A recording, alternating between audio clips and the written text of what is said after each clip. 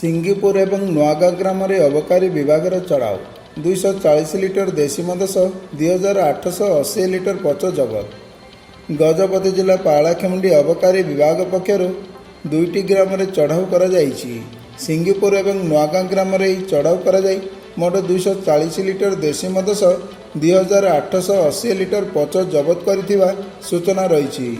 जिला आरक्षी अधीक्षक श्री प्रभात कुमार सेठी निर्देश क्रमे यही चढ़ाऊटी करा जायथिबा बेले निरीक्षक श्री प्रकाश चंद्र साहू, निरीक्षक श्री नवस्मिता नायक, सह निरीक्षक श्री चित्तरंजन जेना, सह निरीक्षक श्री किशोर चंद्र रथन सह अबकारी पेट्रोल टीम एवं अबकारी जवान माने यही चढ़ाऊटी सामिल थिले।